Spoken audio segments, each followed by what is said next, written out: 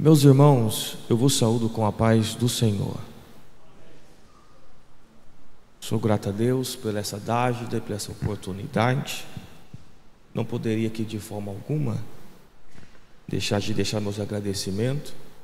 Agradecer ao nosso pastor presidente, nossa pastora, a toda essa igreja que recebeu a mim, minha esposa, minha família, para estarmos dedicando à obra do Senhor, externo de corpo, alma e espírito.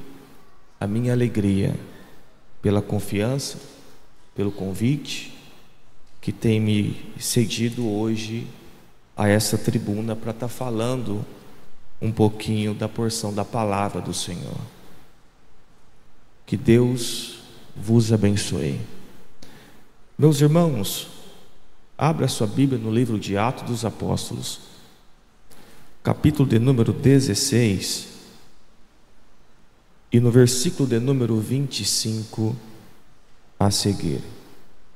Livro de Atos dos Apóstolos, capítulo de número 16, e versículo de número 25 a seguir.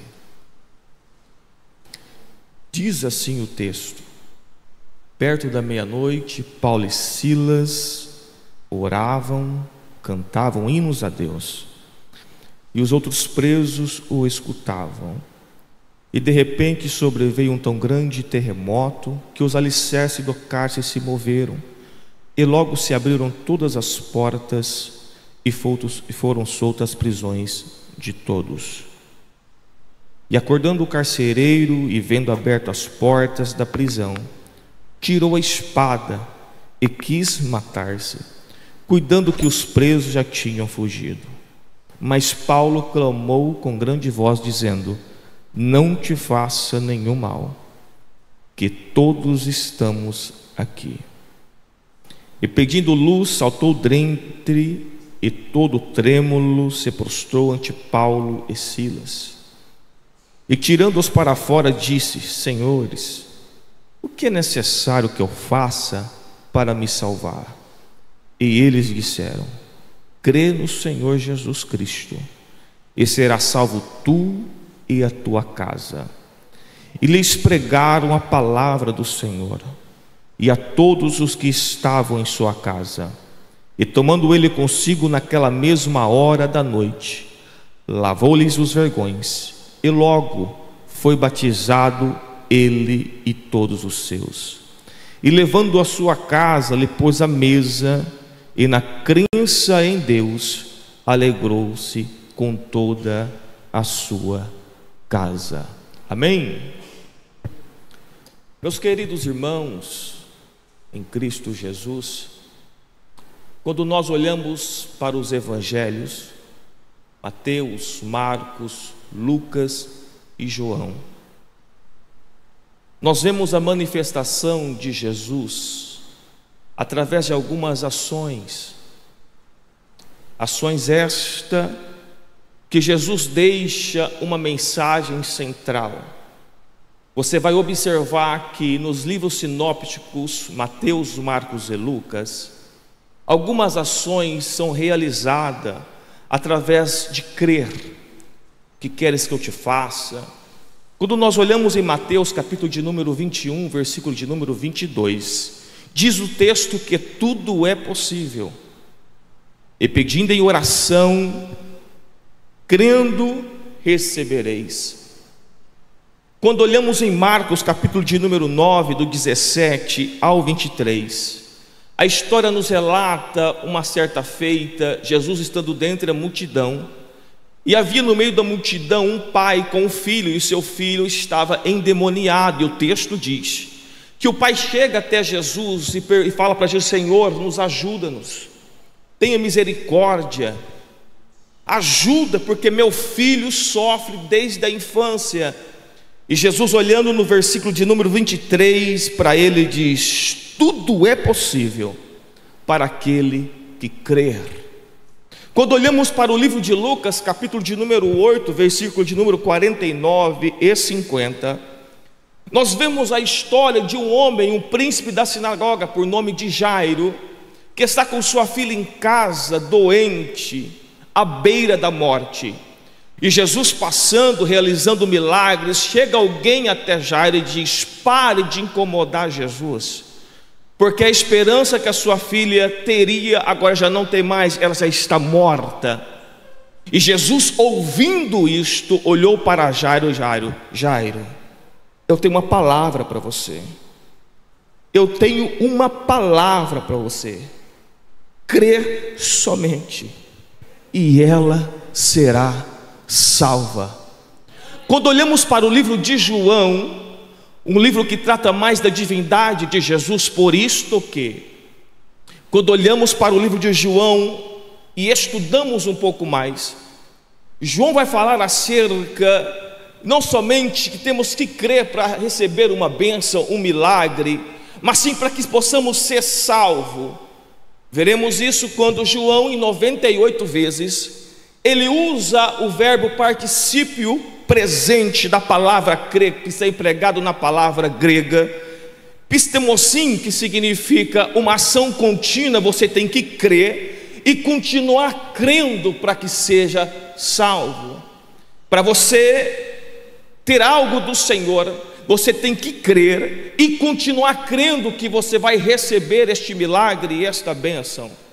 Quando João, no capítulo de número 1, versículo de número 7, João vai dizer que este verbo veio para testemunhar e para que testificasse da luz que para todos que nele crer. João vai dizer no versículo de número 12 do mesmo capítulo de número 1: mas a todos, o quanto os receberam, Deus deu o poder de serem feitos filhos de Deus. E ele completa: e aos que creem no seu nome. Para termos a herança do céu é necessário crer. Quando eu olho para o capítulo de número 3, Jesus está tendo um diálogo com um homem chamado Nicodemos, e o texto diz que Jesus vai olhar e vai dizer: olha, Nicodemos, assim como Moisés levantou uma serpente no meio do deserto, assim será também que o Filho do Homem seja levantado, porque todo aquele que nele crer tenha vida eterna. Porque Deus amou o mundo de tal maneira que deu seu único Filho unigênito, para que todo aquele que nele crê não pereça, mas tenha vida eterna. O que Deus transmitiu através do livro de João, olhando para dentro desses textos, é que essa progressão, que esse verbo crer, particípio presente, é necessário.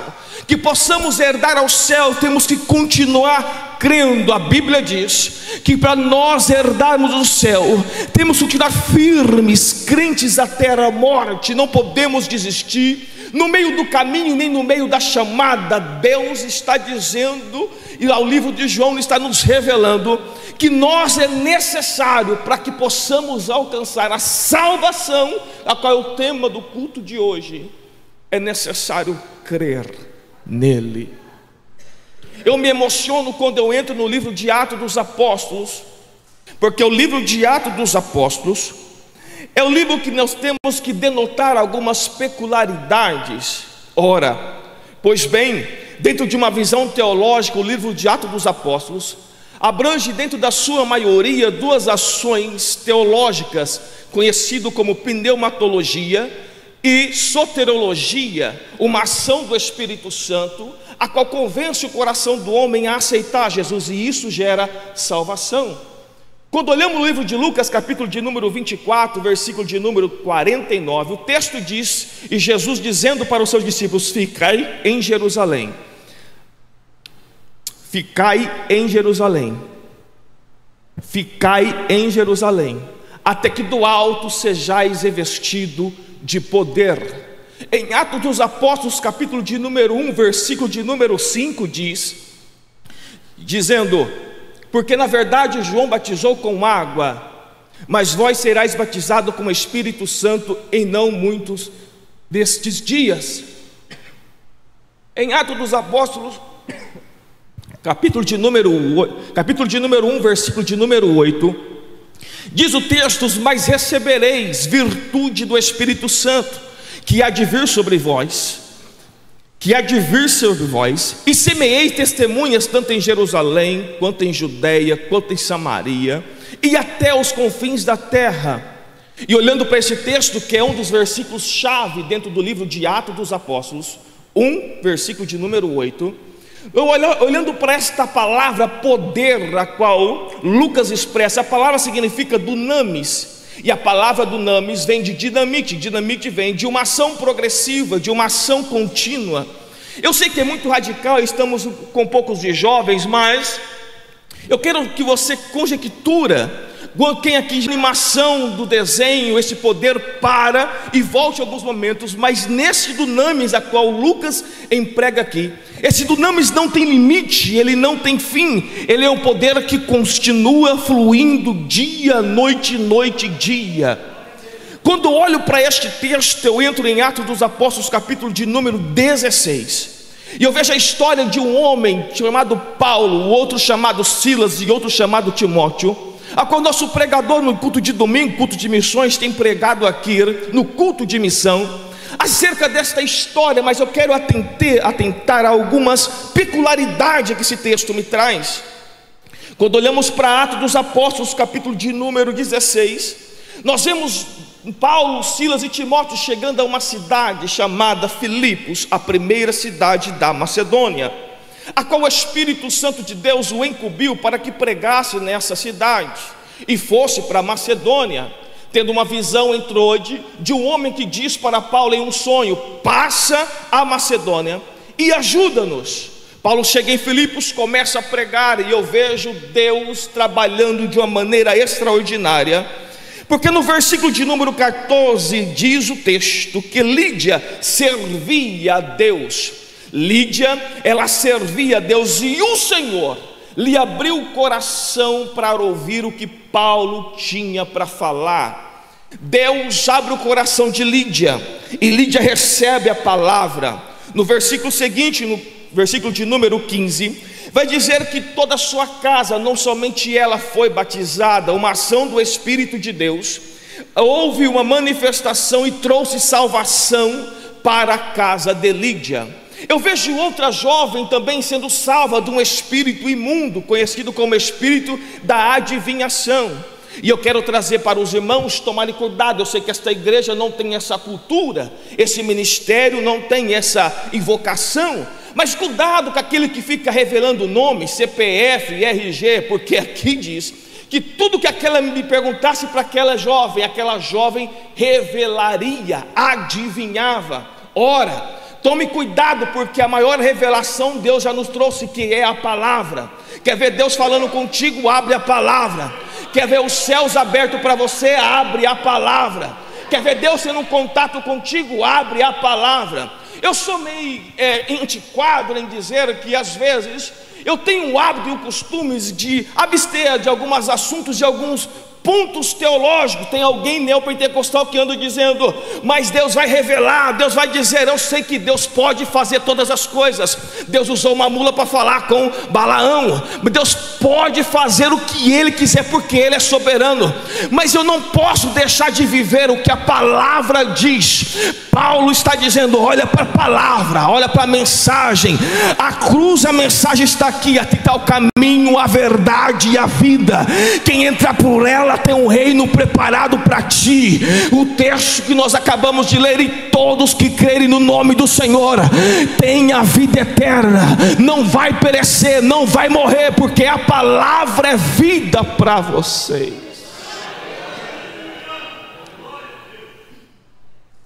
Eu vejo Paulo estendendo as mãos e expulsando aquele demônio.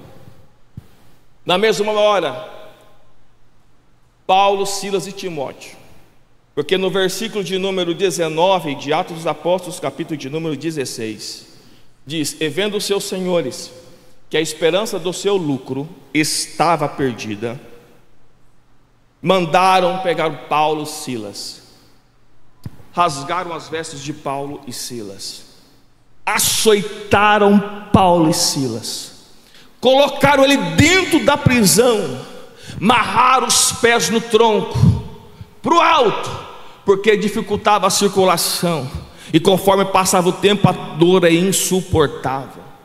Eu fico imaginando o que fez esse carcereiro.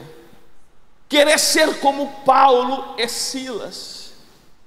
Eu fico imaginando ele vendo dois homens sendo humilhados, dois homens sendo açoitados, dois homens sendo presos, ao ponto dele chegar e dizer: o que eu tenho que fazer para ser salvo? Em outras palavras, esse carcereiro está olhando para Paulo e Silas e dizendo: o que eu devo fazer para ser igual a vocês? Esse carcereiro está simplesmente olhando e dizendo: não importa o que eu tenho que passar dentro da minha cultura, dentro da minha religião, mas isso é tudo basura, é lixo. Eu não quero isso para mim. Eu quero ser como vocês, igual vocês. Mas se for preciso ser humilhado, não tem problema, eu quero servir esse Deus. Mas se for preciso ser trancado na prisão, não tem problema, eu quero esse Jesus, porque esse Jesus, eu quero esse Deus. Olhando para Atos dos Apóstolos, capítulo de número 1, versículo de número 8, eu volto com os irmãos para que refresque a memória. A palavra dunamis aqui significa poder, autoridade, ação, autoridade para pregar, autoridade para expulsar demônios, um poder contínuo. E através deste poder, vocês vão ser testemunhas tanto em Jerusalém, tanto em Judeia, em Samaria e até os confins da terra. E o que Paulo pregou para este homem antes dele olhar para ele e dizer: o que eu tenho que fazer para ser salvo? Ele não falou uma palavra, ele somente testemunhou daquilo que ele era com Jesus. Quando eu impactei com este texto, Deus falou profundamente ao meu coração, porque nós pregamos mais com as nossas ações do que simplesmente esboçando um texto. Nós pregamos mais com as nossas atitudes do que esboçando com um texto. Eu vejo, é por isso que Paulo em Romanos capítulo de número 1, versículo de número 16, ele vai olhar e vai dizer: porque eu não me envergonho do evangelho de Cristo, pois é poder de Deus. E mais uma vez a palavra dunamis está ali. Para que este poder? Para a salvação de todo aquele que nele crê. Oh glória, aleluia. Eu me emociono com esta palavra, porque Paulo está olhando e dizendo: eu não prego só aquilo que eu falo, eu prego aquilo que eu vivo, eu prego aquilo que eu sou, eu prego aquilo que eu testemunho diante do homem chamado Jesus Cristo, Filho de Deus. Sejam-me imitadores, como eu sou de Cristo. Imita-me a mim. Paulo dizendo: porque eu sou o reflexo dele.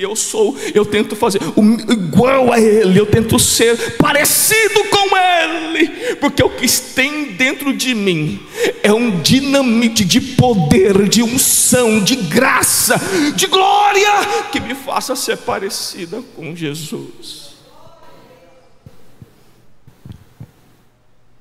Esse carcereiro, ele creu, e não só ele, toda a sua casa batizaram no Senhor. Ele creu, significa que ele reconheceu que Jesus é a obra da cruz.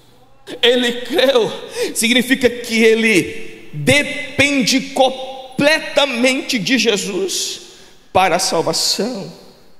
Ele creu, significa ele se entregou totalmente. A palavra totalmente é completo, não é pela metade, não é pela porcentagem, é por completo, é 100%. Ele entregou, e através da sua entrega gerou transformação. Vem cá, Paulo, vem para minha casa, deixa eu lavar suas feridas. Mas eu sou um preso, estou prestes a ser condenado. Não tem problema, porque eu sei que quem te enviou aqui, aleluia, quem te trouxe aqui não foi qualquer um. Tu não veio aqui pelo convidado do prefeito, nem convidado de magistrado. Tu não veio aqui a convidado de um governador. Tu não veio aqui a convidado de César. Mas tu veio aqui porque o Espírito Santo te trouxe. Você é digno de entrar na minha casa. Deixa eu lavar suas feridas, Paulo. Deixa eu estancar os sangues dos açoites que estão em suas costas, Paulo, suas pernas, Silas. E logo mais ele foi batizado por Paulo e Silas. Uma ação pneumatológica gerou salvação soteriológica na vida daquele homem. É por isso que temos que estar cheio do Espírito Santo de Deus.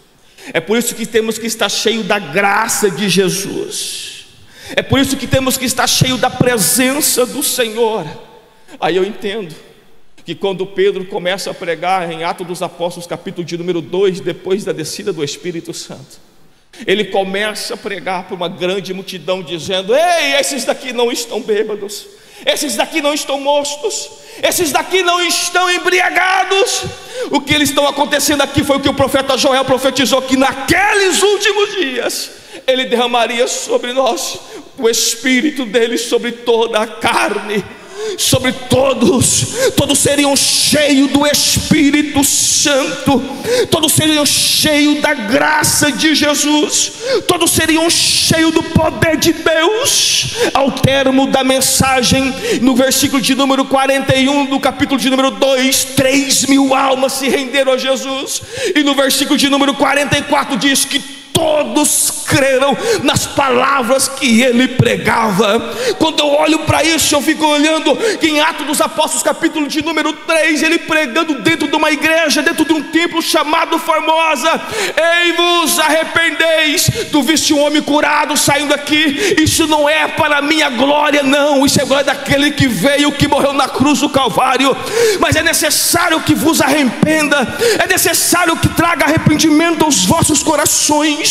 No termo da mensagem, capítulo de número 4, versículo de número 4, diz o texto que muitos ouviram a palavras e creram. 5.000 homens aceitaram a Jesus através da mensagem de Pedro.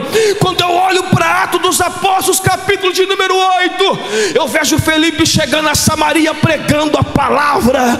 E ora, no versículo de número 12 vai dizer: mas os que crescem em Felipe, o testemunho, semeei testemunha tanto em Jerusalém quanto em Judeia, em Samaria e até os confins da terra. Está Felipe pregando, ensino testemunha para os irmãos, porque Felipe pregava acerca do reino de Deus. Está o eunuco indo embora e lendo Isaías 52 e 53 e não entendendo nada. De repente o Espírito de Deus transfere.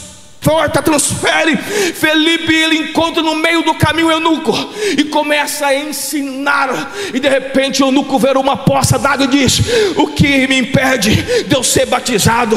Aí Felipe olha e diz: olha, tem um detalhe, é lícito que se você crê de todo o teu coração por completo. E na mesma hora o eunuco bateu no peito e disse: ei, eu tenho uma palavra para você. Eu creio nesse Jesus.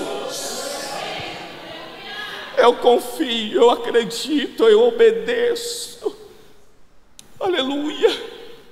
Mas isso, quando analisamos em Atos 16, gera dor, gera sofrimento, às vezes gera um desânimo. Mas em todas as vezes que desanimarmos, eu tenho uma receita e Paulo nos deixa aqui. Junta com o irmão do seu lado e diz: vamos fazer o seguinte: enquanto você ora, eu canto. Enquanto você canta, eu oro. Porque a palavra é poder de Deus para a salvação. É por isso que eu vejo Deus falando com Paulo em 2 Coríntios capítulo de número 12, versículo de número 7, seguinte: